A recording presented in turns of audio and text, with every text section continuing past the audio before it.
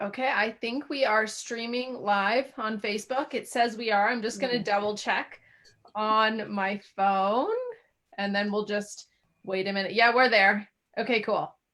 Hey, ladies, how are you? We're here with Marjorie and Brittany from Maison Real Estate. And so we're going to talk all about real estate today during COVID. We're just going to have an honest conversation about everything. We've gotten so many questions, and I'm sure you ladies have too, about the market and mortgage rates and everything. So we know that you still want to buy a home and or income property. So we want to give you as much information as possible. So what we're going to do, I'm going to facilitate questions. So if you ladies have questions, write questions in the comments. We've already gotten a couple questions. I have a bunch of questions that I'm going to ask. So if you write any questions in the comments, I can facilitate them to the ladies. But before we start, why don't you tell us a little bit about you guys and what you do and what you specialize in? I'll first say that yes, they are in the GTA, but if you can also throughout the workshop just mention maybe other cities across Canada or what that might look like in other countries as well, and how Toronto may reflect similar trends in other cities. Mm-hmm. Okay. Marjorie? Yeah. I'm Marjorie, and I'm the other one half of Maison. And basically, Brittany and I, our main mission is to empower everyone, but more specifically women, to purchase real estate, to get into the real estate world. And again, we are passionate about empowering not just women, but people with the right information, giving them the right tools to make the best decisions for themselves and for purchasing real estate or selling real estate. So, I mean, that's pretty much it. Britt, do you have anything to add? Yeah, our mission is everything Marjorie just said. And plus, as we head into a time like COVID, it's again just kind of rekindling that hope and helping you come up with a plan that you actually can own your own home. It's not only something for the elite, might take a little bit of work, but we're here to hopefully give some practical, useful information. Hopefully it's not all doom and gloom, can clear some, concerns up. And yeah, our mission is just really to make the process seem a little more fun, a little more enjoyable, and just really just make it something that's not so intimidating anymore. Exactly. Yeah, cool. Before we go into some of the questions, how has COVID and quarantine been for you ladies personally? Marjorie, you go first. So Marjorie has kids too, so I don't know how you deal. You moms out there during quarantine, I don't know how you're doing it. Yeah. So I mean, it's a lot of I'm self-employed. I'm basically an entrepreneur. So I had a village that supported me and my family because, being in this job, sometimes it's 24/7. So I had a village that supported me. And then all of a sudden I didn't have access to that village. Right. And also too, my husband is an essential. He's basically a frontline retail worker. So he never stopped. So when we went into the first lockdown, I was just like, okay, I'm here with my kids. That's my main priority, and my family's health and well-being was my priority. And you know what, to be honest, we really didn't do anything in those first few weeks. But once things, and again, real estate is still considered an essential. So it didn't really stop from March. It didn't stop, right? People still need to purchase real estate. They need somewhere to live. They need shelter, right? So things started picking up for me. And really, I think between my husband and I, we just kind of made it work, right? Because again, we didn't have that village to support us anymore. We didn't have anyone coming into our home. So that was it. And I think Brittany too is the same, that we basically were back on the road. Yeah. I know I first got back on the road mid to late April. Yeah. Yeah. And again, I think the entire Toronto Real Estate Board and provincially too was just kind of navigating, okay, how do we keep ourselves safe and our clients safe and homeowners safe. Like everybody's trying to go through these houses, you know, through homes, seeing properties. So I think it was all, yeah, we were just kind of like navigating through it as best as we could. So I think that's it for me personally. And we're still, it's a new normal, right? And we're still trying to figure things out. Do you feel safe now that you guys have maybe kind of started to get into a new norm? Yeah, for sure. Britt, you want to talk about some of the things you Yeah, do? I mean, Yeah, Brittany actually helped it, me rent out my place too Yes. during quarantine. So she was Yeah. like, "Are we ready to do this?" So it took some navigation for sure. definitely. Yeah, it's been interesting. I feel like I've always felt safe through the process. I haven't necessarily felt unsafe. But it's definitely just feels like second nature now. You going into other houses, you know, not to really touch things. You know, you're worried maybe they're looking on your camera, so you're not wanting to, you know, try anything funny business.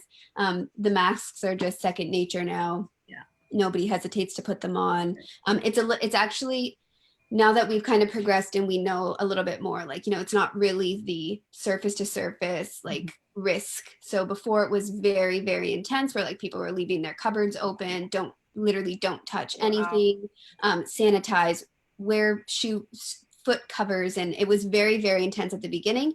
But now it's just more, you know, wear your mask, be respectful of the space, and yeah, so I definitely feel safe and like everything's good, and we're able to do showings and haven't had any issues yet. So that's all very good to go forward with. Yeah. Yeah, that's awesome. I'm glad. So talk to us a little bit more about what's happening in the real estate market right now. Okay.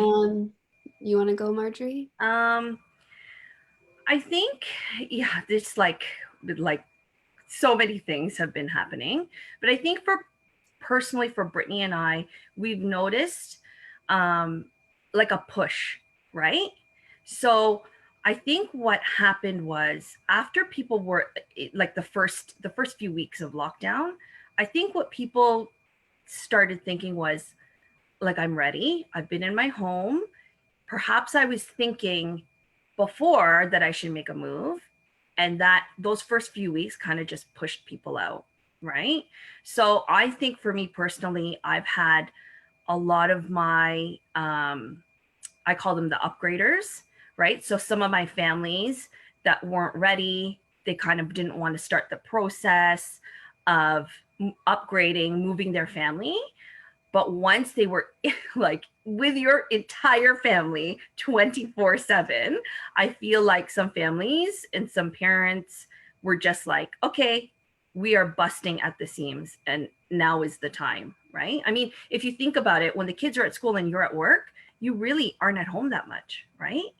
So, you know, like that's a decision that like, oh, we're lazy, we don't want to get ready, we don't feel like moving. It's a lot to move, right? Especially when you're moving a family. So I think for some of my families, they were like, okay, Marjorie, they like picked up the phone and said, we were ready, right? Maybe Britt can talk about some of her first timers. Yeah. So Marjorie does a lot of like families moving up sort of thing. So that's like one segment of, you know, the population everywhere that was trapped in their homes. So the other segment is condo dwellers, people who are living in condos and suddenly for the first time in their lives, they literally can't leave their condo. And we all know it's not only here in Toronto, all the different big cities across the world, you know, space gets tighter. There's more units and more in these tall buildings. You might not even have a balcony, it might just be a window that you can crack. And it became a lot. So I personally saw with my kind of segment where I focus more on first time buyers, a little bit more people in the city.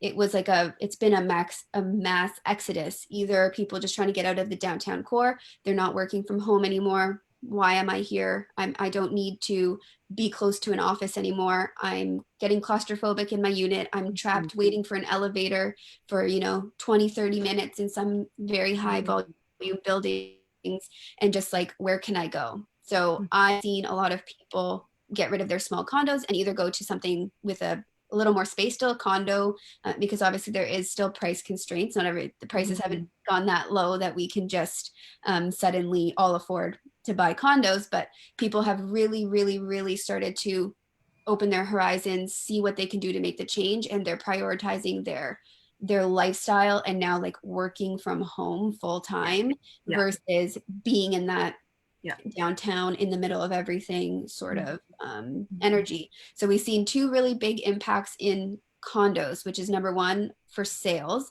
The city also banned Airbnbs, basically. They're only allowing you to Airbnb your principal residence. So that means you have to live in that house to put it on the registry. So there has just been a mass exodus of investors just listing their units, tend to be smaller units, bachelor things that you would have seen on like an Airbnb for short term. So we are just being inundated with new condo listings. And so that's one part of it. And the second part is the fact that people who are trying to get out are also listing. So just like theory of economics, when there's too much supply, demand goes down. So we have had like there's no demand. I'm personally seeing it. I have two condo listings. One is a rental, one is for sale. I've done everything that I can. I'm marketing it. There's just nobody really interested. I've barely had any showings, and we've done price reductions and all these things. At a certain point, it's just like people aren't going to rush to buy something that they don't need at this current moment.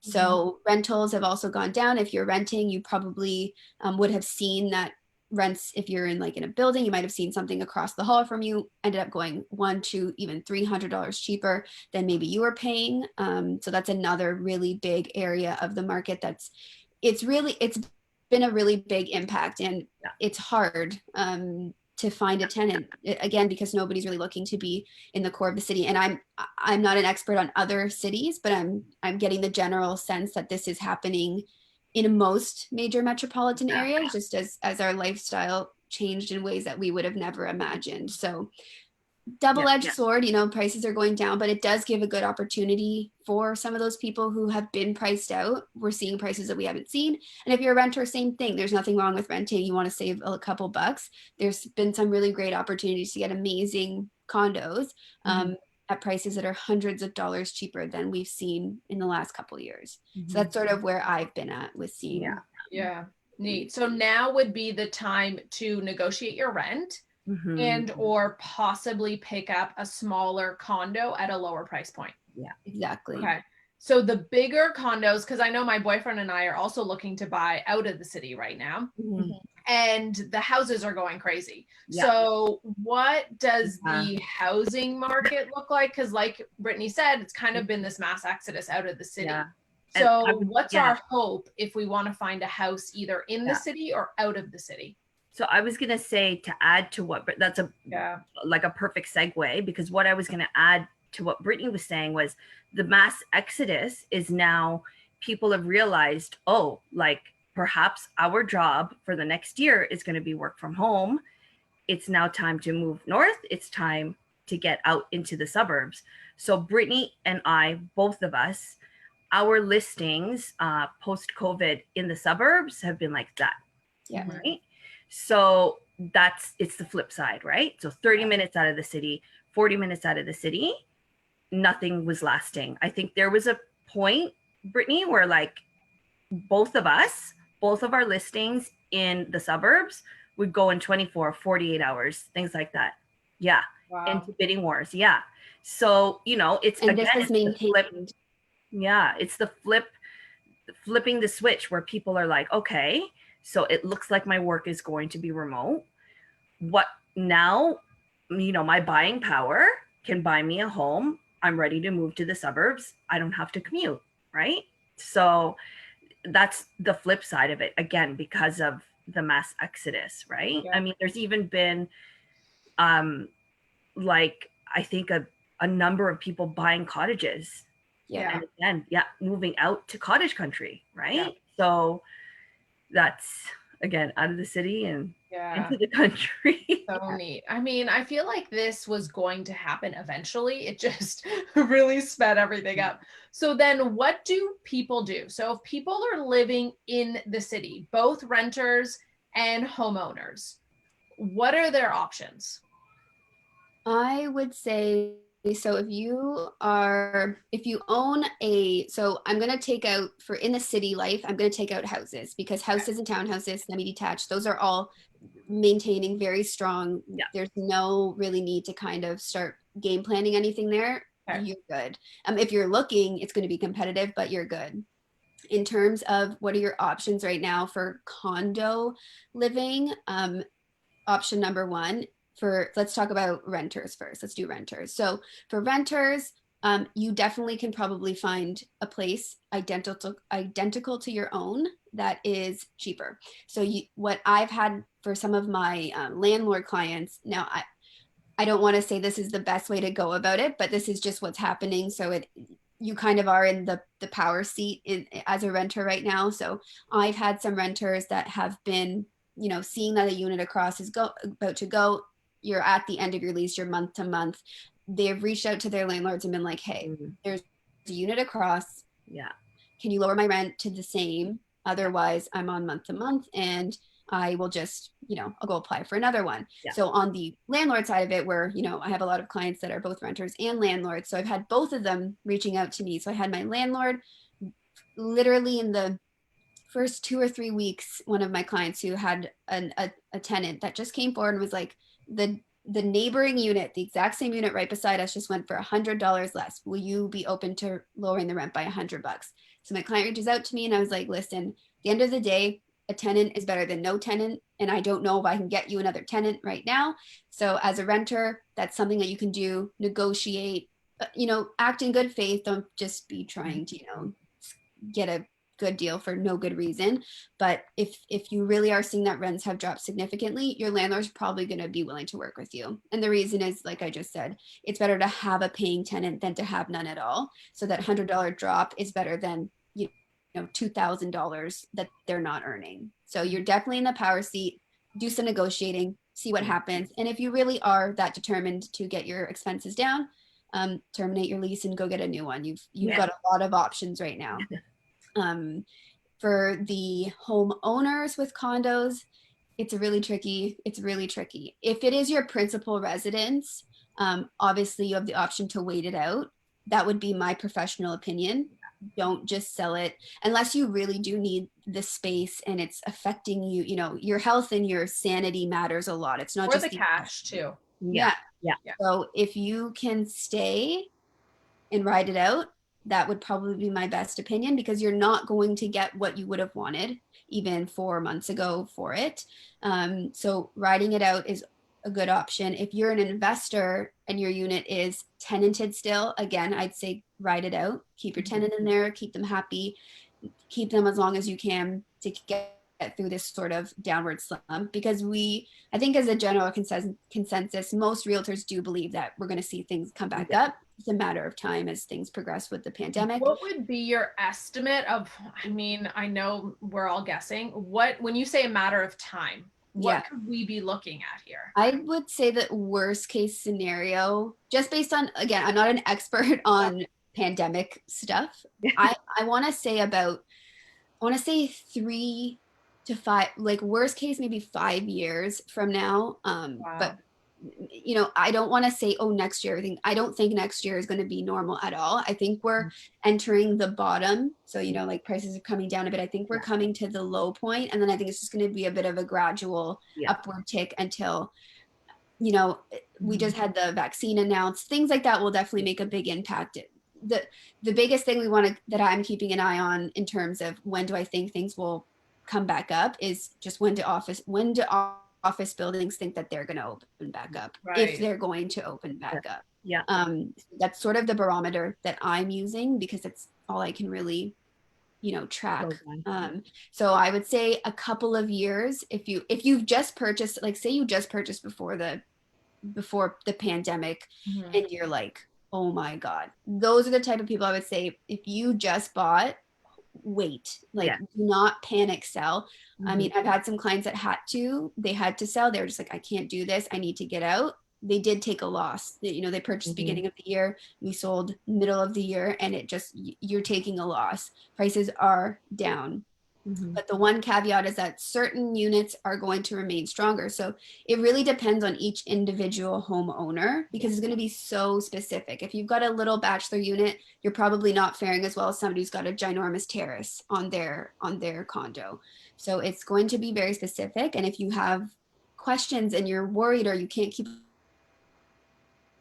with or your tenant's gone and it's sitting vacant, reach out to your realtor or whatever professional you worked with before or somebody new to get an opinion because it really is so specific. Yeah. I'm not seeing a blanket of activity as much as I wish I'd be like, yep, this is what's happening everywhere. It's not. I see units that sell in a couple days and it's like, why did that one go? Yeah. It's up and down everywhere. Is now, Marjorie, do you have anything to add to that before I ask another question?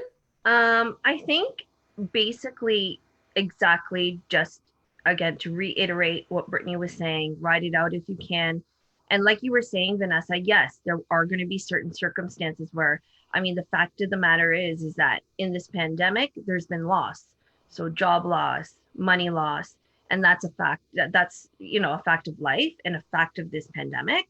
So if you're in a situation where, yes, you do need to sell for financial reasons, then yeah, I mean, you know, and those are also, everybody's situation is different. So all of those different factors are coming into play, right? Which is kind of why, again, like Brittany said, some things go like that, and then some things just sit, right? So everybody's situation is different. But I think, and Brittany will probably agree with me, that our underlying foundation, like pre-COVID, post-COVID, will always be get the best advice you can and get the best team, right? So if that's your realtor, your mortgage broker, that's also a very important relationship, you know, to be talking with your realtor, your mortgage broker, you know, for your financial planners or even lawyers, you know, get as much advice as you can from your team. And again, Brittany and I, pre-COVID, we always preach, if you have a good team behind you, like these are big purchasers, right?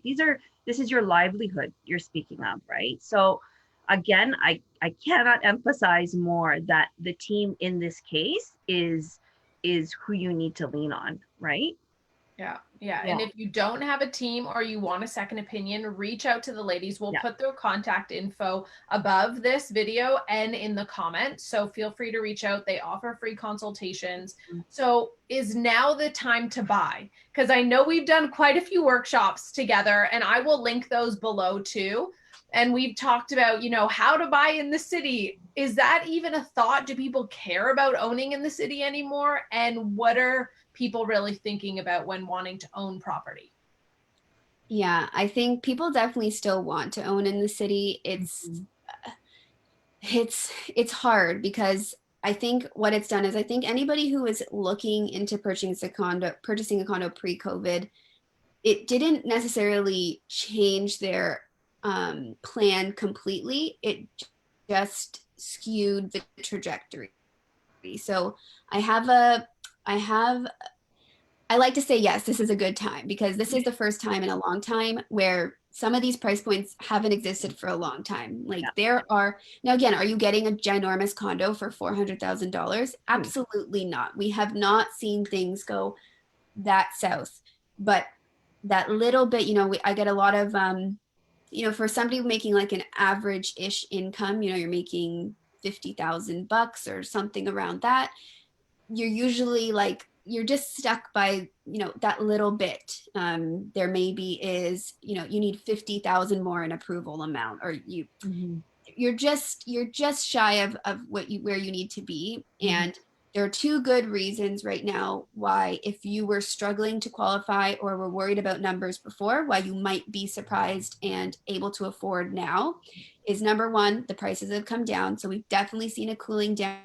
If you're a single person who's looking for something on the smaller side, not necessarily a bachelor unit, but something where, you know, you'd still have a bedroom, but not a ginormous condo. Definitely really good price points. I'm even seeing things that are going under the 500s, which again, if you've been looking in most cities, you'd be like, does that even exist anymore? Because it's hard. So for price point, really good right now. And then the second part that might help you is that because of the pandemic, interest rates have gone lower. So that your interest rate directly affects your qualification. So if before, when rates were, above 2%, it might have just taken you down that little bit, because interest does add up. Obviously, it's annoying, but it's just how it is. So interest has come down. So now your purchasing power might go up a bit. And then the second part that most of us first-time buyers struggle with is the regulations if you don't have 20% down payment. So it's even at $400,000, $500,000, it's hard to come up with 20% down payment. And then the second little thing that blocked us, not only was the down payment, if you didn't have 20%, you had to be qualified based on the stress test. And just for a little quick refresher, when the market really, really blew up and the government was like, okay, what can we do to help our first timers? They put in a qualification standard where you need to qualify at a higher interest rate than what you would get in case rates went up ever, that you'd be able to handle that debt. So the interest rate that you're being qualified at is not super low, like the one that you're actually going to be paying. So even though you could afford it, with the rate that you're being given, you had to be approved at a higher one. So when the pandemic hit, because rates were coming down so dramatically, the stress test rate also came down. So it's not like you're going to go up by $100,000, but it might just be that little bit, that $20,000 more in an approval amount that would now be available to you. So the low interest rates, the prices coming down, and the stress test being lowered, it makes it a really, really good time. And I have said to a lot of my clients, this is a price point that we were wishing existed just last year. And it's here now. I don't think that this is the end of it. I think we've still got some time to keep going down with prices. So if you don't need to rush, it's hard to time the market, right? Like, who can predict when it's going to keep going down or when it's going to go back up? But if you're not in a rush, this is a good time to really be zoning in, watch things going. Are we seeing them go down? Are we seeing them go up? Pick your time to kind of make your smart move and really take advantage. If you need housing now and you're looking to buy your first place, maybe you're like, I don't want to rent anymore. It's a good time. It's a good time. You're kind of in the driver's seat again. And you can, it's not like those times where we had to put no conditions and you're freaking out because I can't get this done beforehand and I've got to get my pre-approval done and all this craziness. I've even had some offers I've been able to put a condition on selling on your other home. So you're definitely in the driver's seat. So I would personally say it's a good time. If you're stable, your job is going to remain stable for the foreseeable future. Obviously, we can't predict everything, but if you're work from home and everything seems on a pretty stable path, it could be a really, really, really great time to get your foot in the door. I know we've spoken about this. Oh, sorry, Marjorie, go ahead. Yeah. And just to add to that, as Brittany was saying, right? Like, again, we can never predict the window of opportunity, right? So things could change tomorrow. But what I like to say, especially to our first-time home buyers, is like to get your financial ducks in a row, right? So have that conversation with your mortgage broker and what you need to do, A, B, C, financially to be ready, right? Because again, lenders are not just looking at, how much money you have to put down. It's qualification, it's your credit, it's so many factors, right? So like I'm saying, we don't know how long the window of opportunity. Again, I agree with Brittany. It is a little bit of a downward slope, but it doesn't mean that you shouldn't get everything prepared financially, right? So then you can just, when the time comes, then you can just go, right? Yeah, I actually think what I'm going to say adds on nicely to what you just added there, because I know we've spoken about this before, but what if you're not sure if your job is stable in the next year, or you're an entrepreneur, or you've been forced into entrepreneurship because you've lost your job. Now, like Marjorie said, this is such a good time to get your financing figured out. And or I think, Brittany, you actually did an entire workshop on this, but going in with other people to purchase other properties might be a time to do that as well. Yeah. Be a good option. And it's what you just said about maybe you're an entrepreneur now, or you're not too sure what's going to happen with your job. these are really important things to keep in mind, right? Like a lot of people get caught up in, oh my God, prices are coming down, I need to jump into it. But the prices are coming down because it's such an unstable time. And I am never going to be one to recommend over leveraging yourself or getting into a risky situation if you don't have to. So if you are self-employed, or you're not, maybe you're in an industry like hospitality, maybe you're back right now, but it could go back and forth, anything like that, definitely you want to like be very, very cautious if you're in any of those sort of businesses, if you're looking to purchase, because right now lenders, when they're doing their checks, it is not that they weren't thorough before, but they're really dotting their I's and crossing their T's and double, triple checking every single application that comes in. It's taking way more time, because even something as small as if you are on CERB, like if you're getting government help because of the pandemic, that could actually, if you went on that in between and they didn't know before, it could actually, they could cut your financing. So there are risks to, not risks, but you want to just make sure that you're really, really understanding how the whole process works. It's not just like going, hey, this house is in my budget, I'm going to get this, let me reach out to a realtor. Like there's a lot of back end work that you got to do beforehand. So like Marjorie just said, reaching out to a mortgage broker right now is honestly the best thing you can do, because we've had all of this time. We've got some more time too. It's not a rush. It's like, you know, let's make really smart decisions. You don't need to panic and make crazy decisions just because, you know, you think this is your only chance. Whether you buy now or you buy when the prices come back up, we want to make sure that it's like going to benefit you in the future. We don't want you just rushing in simply because you think this is your only chance. So really planning and being strategic is so huge right now. Yeah. And I guess the same would go for second and third properties if you're looking for investment properties as well. Yeah. So, okay, so we hit the city. Now I think we're going to go over to you, Marjorie, because there's bidding wars in the suburbs. How homes are going $100,000 over asking. Yeah. What if people are part of this exodus and want to move out of the city? What do they do? I know. So again, you know, I think this is turning into a theme of this conversation, is that be prepared once again.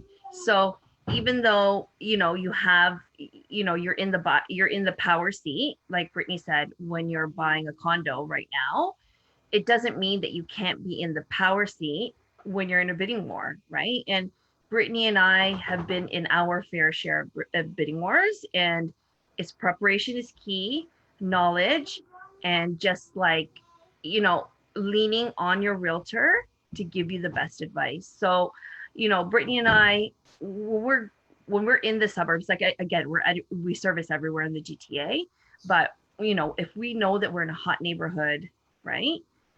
We always, you know, knowledge is power, right? So that's what we give our purchasers, right? If we suspect that they want to get into a hot neighborhood, you know, I like to reassess with my clients. Okay, perhaps maybe, you know, you're not going to get all the 20 things on your list, right? So let's look at your list and let's think about the non-negotiables, right? Because again, when you're in a competitive situation, you probably aren't going to get all 20 things on your list, right?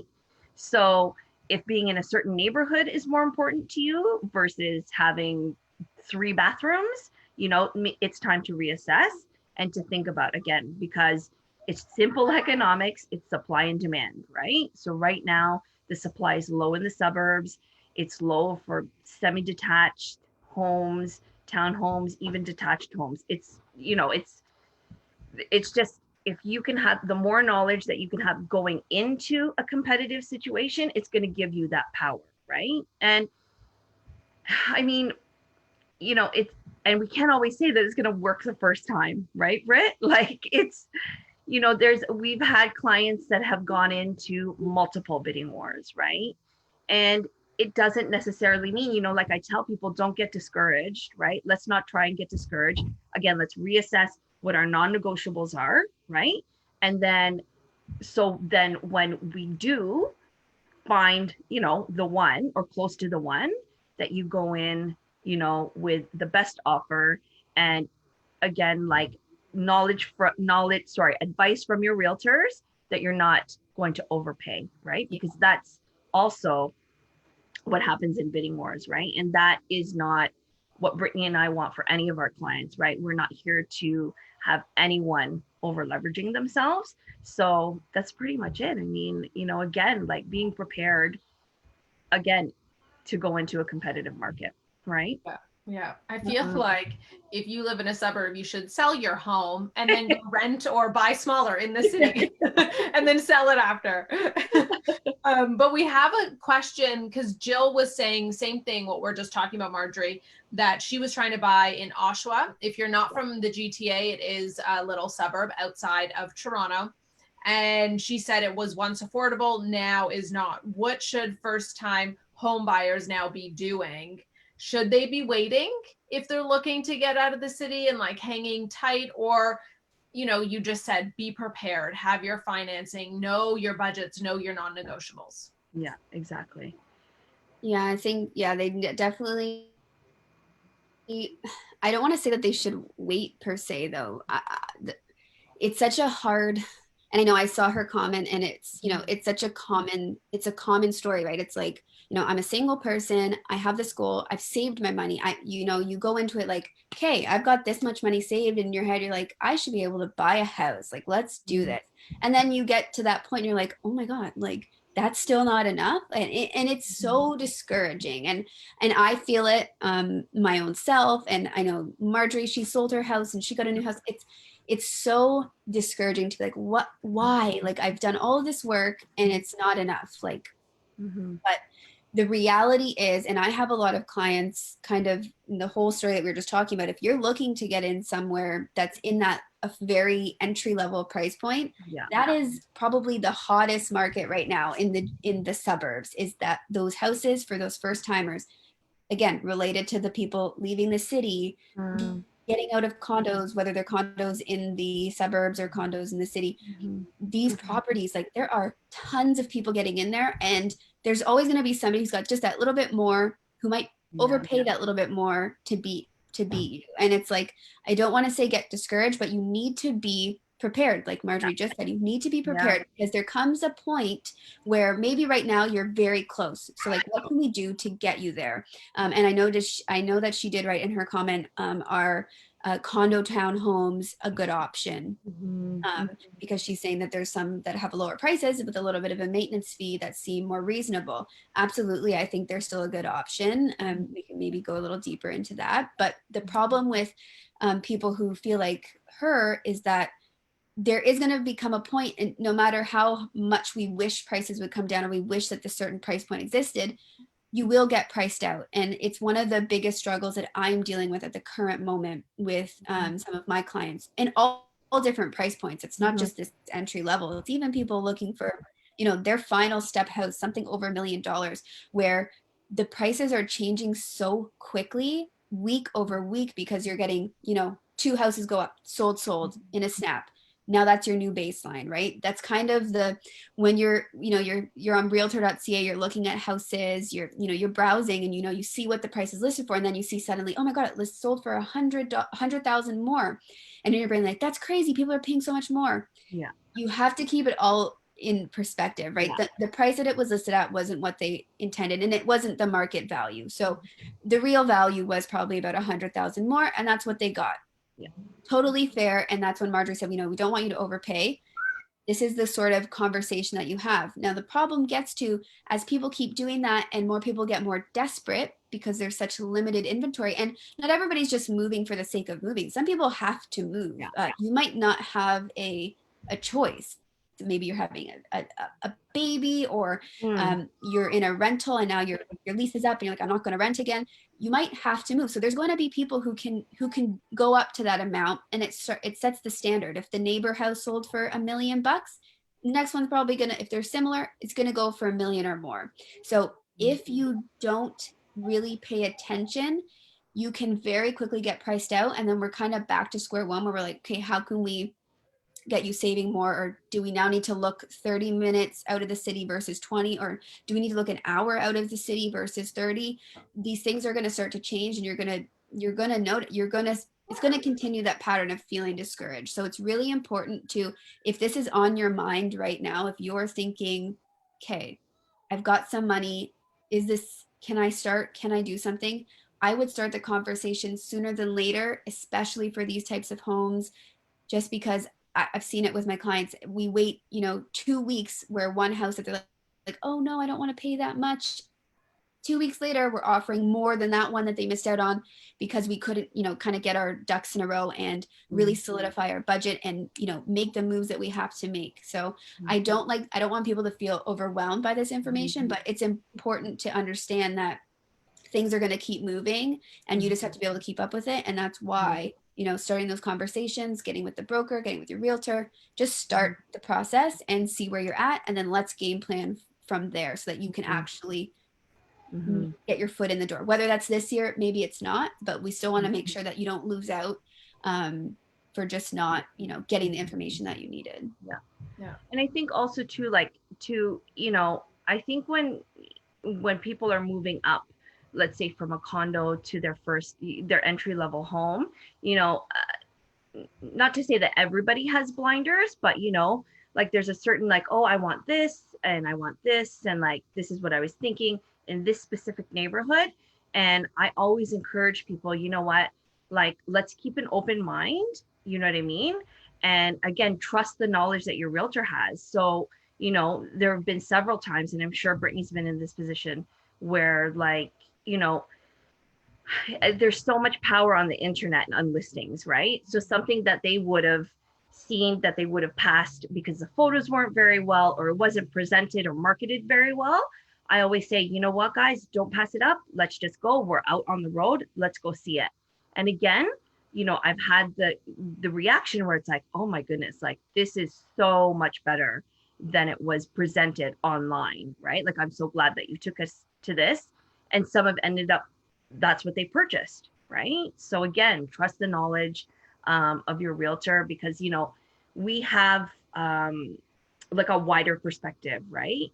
And we're not as emotionally invested. Do you know what I mean? So we can see things a little bit clearer for you, right? So again, I encourage, maybe perhaps, she was thinking about Oshawa, maybe she can go a little bit more east. Do you know what I mean? Perhaps that wasn't on her radar before, but, opening your mind, and maybe putting down the blinders will also help as well. Yeah. And that just goes back to what you were saying before is make sure you have all the people on your team ready. And that's what I love about what you ladies do is you will even sit down and think, okay, how can we save more? Looking at their budget, looking at what their down payment looks like and making sure you have all the education you need. My boyfriend, he just got licensed as a realtor. So he's super amateur and we don't have all that information. And so but we also, it's neat, kind of get some insider info when we're talking agents. And the agents will say, this is priced to sell, or like what Brittany was saying, we purposely listed this lower so we do get a bidding war. And even the same thing with getting prepared is, having your certified check, having money in your account so you can attach that to your offer and make sure that you get what you're looking for. Exactly. Yeah. Let's go back. I want to make sure we're answering all the questions. So I think we answered Jill's question. Jill, if you have more questions, reach out to the ladies, get all of the people on your team ready so that you have the information. Let me see one more. My boyfriend currently owns a condo downtown and he noticed more units in his building going up for sale. So yeah, I think that goes back to what you were saying, Brittany, of, if you can wait it out, great. If for the sale of the home, unless you kind of need to go. Yeah, definitely same answer for that one. Wait it out if you can. Patience will definitely be a virtue in this scenario. Yeah. Awesome. What about, okay, I'm trying to see if we're getting any more questions coming up. What are the other common questions that you're getting from people? Common questions. One that I have been getting is about new construction homes. Just because I know at the beginning of COVID, when everything shut down, construction got shut down. So I did have some people kind of reaching out being like, are prices down in pre-construction because, are people not looking to, invest so far in the future with everything that's so uncertain? So that has been interesting because it hasn't really slowed down at all.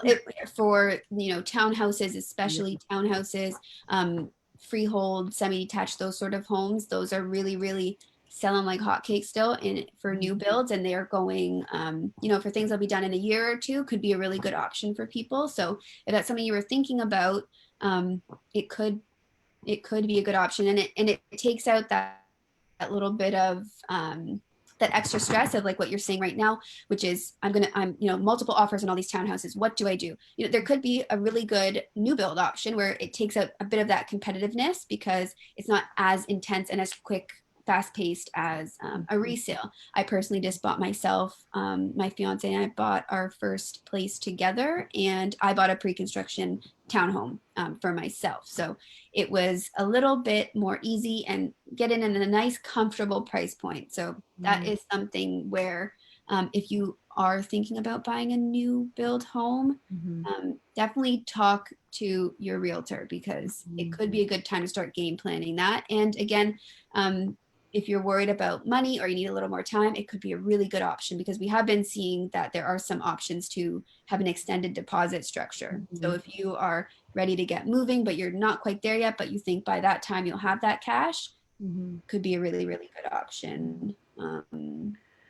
I think one more thing I wanted to say was just about like, you can people, it seems, again, I don't want to seem like all doom and gloom, like, oh, it's all multiple offers, I can't get a good deal, I can't get what I want. I have helped quite a few people get really good deals, even in the face of multiple like bidding wars and houses in the area going for extremely higher. I had one particular client that we got a house for less than what the last one sold for, simply because, like Marjorie said, we were prepared. We got in there, we made an offer really, really quick. We're like, take it or leave it, like this will be sold in less than 24 hours, and we were able to get it done. And it's part of that getting creative, kind of going back to the questions that Jill had. You have to get creative sometimes. If home ownership is on your bucket and your list of goals, you have to get creative sometimes, whether that's going to a new area, considering a condo townhouse, considering something that maybe seems not like what you're wanting, but there's definitely still hope. You can definitely still get a great house right now. You can definitely get a good deal right now, depending on what you're looking at. So hopefully that is reassuring for people, because I want them to know that there's definitely lots of room to get what you want right now. Is pre-construction the same scenario then in the suburbs, Marjorie? You know what? I've seen in some of the suburbs, I've seen a little bit.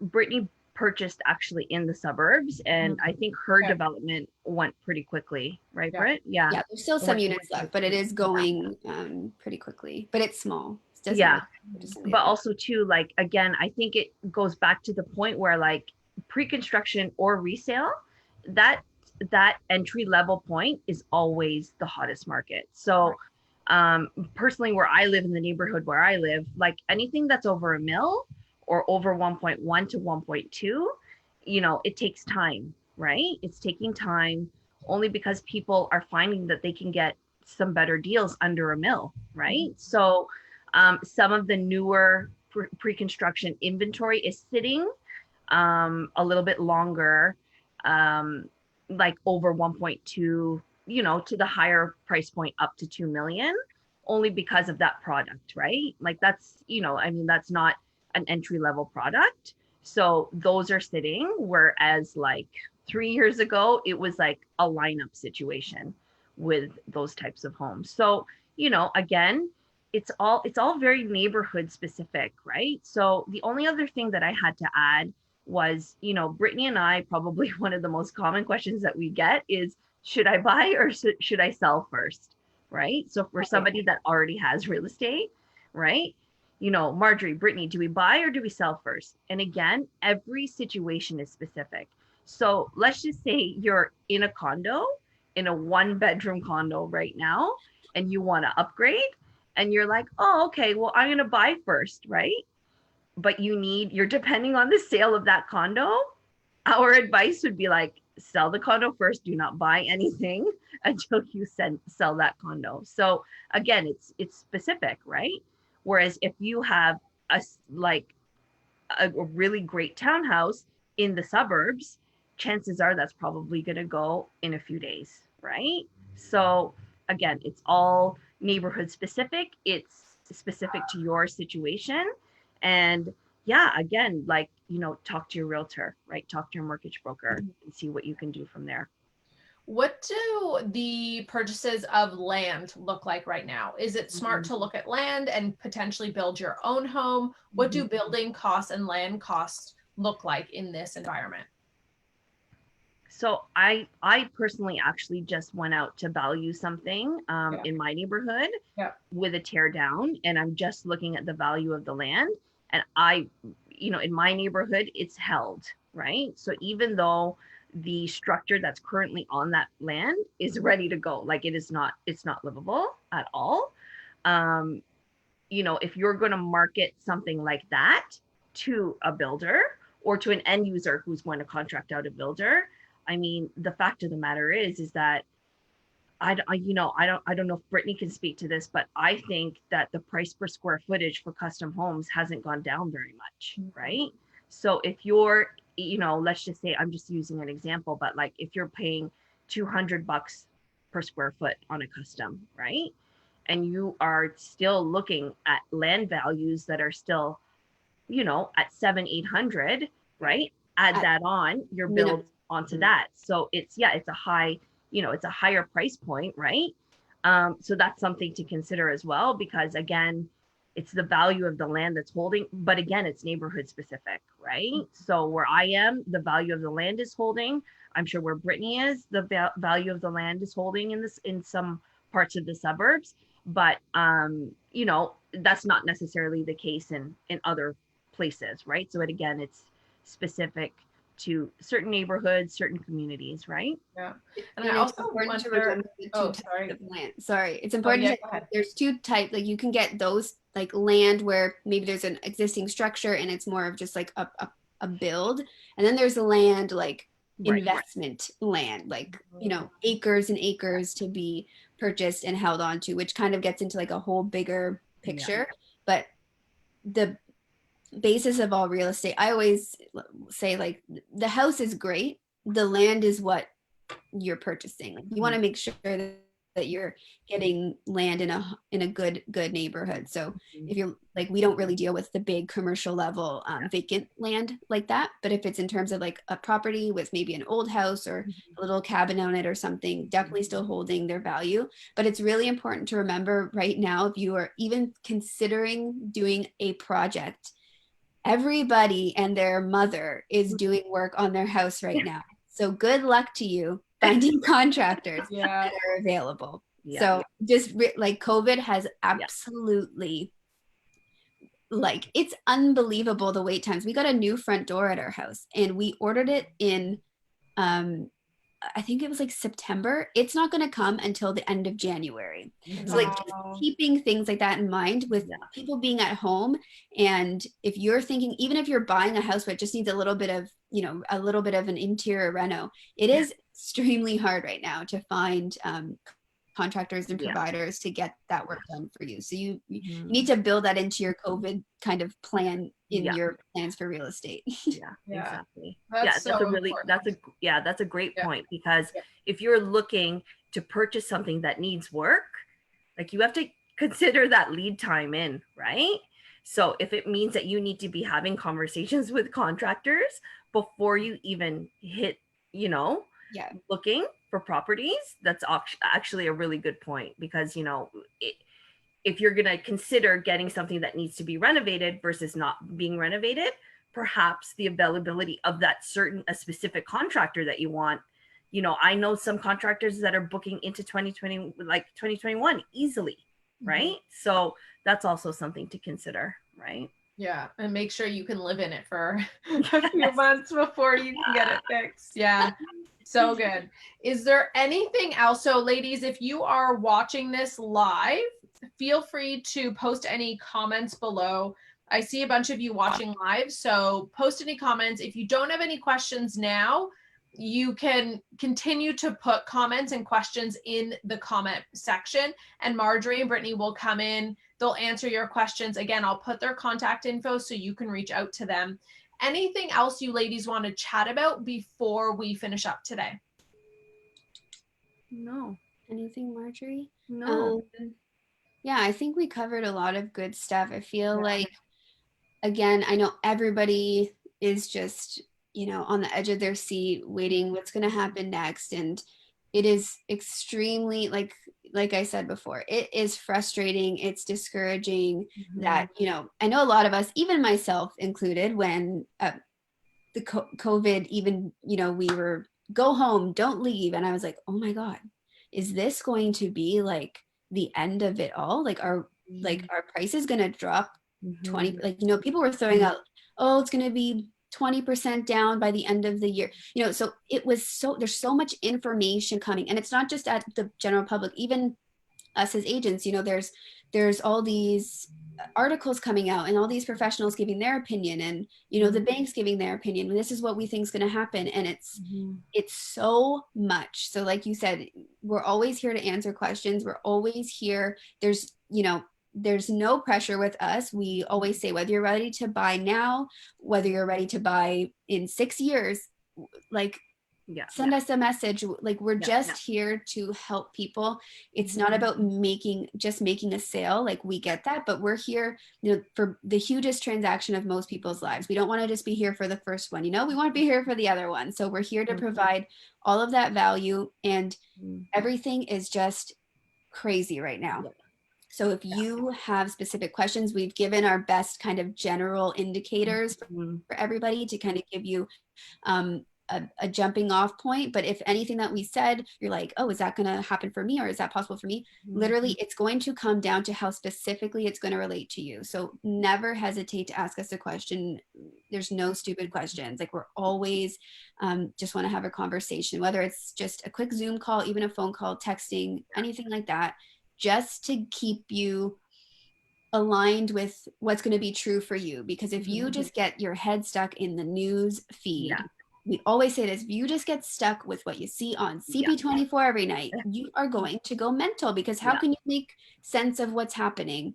And you're not the same as, you know, even your next door neighbor. Everybody's situation is going to be different. So we want to make sure that, you know, that you can make it through this pandemic thriving. And whether that's with your rental house or with something you're going to buy, like, let's get on your team and let's figure this out. Exactly. Yeah, I mean, I get why it's frustrating, but that's, you know, why I love you. And I talk about this. Anyone who's ever seen a live knows I'm an eternal optimist. And I just think that the situation is what it is. Yeah. So all we can do is get the information that we need and plan. So, you know, like Brittany said, if it's in 6 months or 6 years, information is key and will really help you to alleviate your anxiety so that you can actually start making steps, whether it be saving. But once you feel like you have a better understanding, it'll just like take away the overwhelm. And when you have a plan, it'll make you feel so much better. So don't give up hope.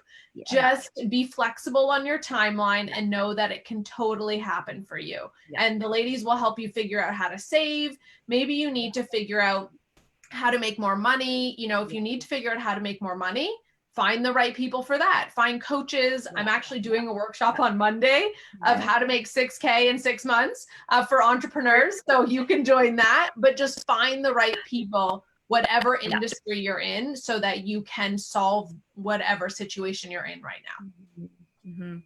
And I think, like, we've come full circle, because like Brittany and I, our mission, like, pre-COVID, post-COVID, is still going to be, we're here on your team and we're here for you for the long game, right? So, you know, we are so passionate about real estate, but we are passionate about helping people. So for us, that's not going to change, pandemic or anything. So exactly. Yeah. Let's be prepared. Let's chat. Let's talk. We're here.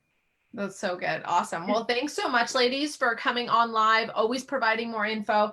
I'm going to put their contact information and their other workshops below. Some of the information will still work. They talked about, you know, how to purchase your first property as well as pre-construction. So I'll link that stuff below, and reach out if you have any questions. Don't be scared to reach out.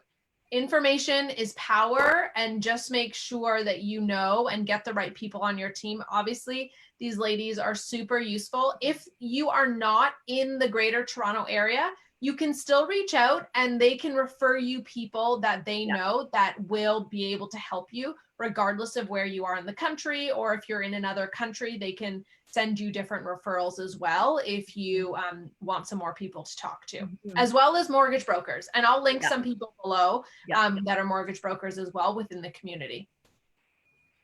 Awesome. Okay, cool. Well, thanks, ladies. Anything else?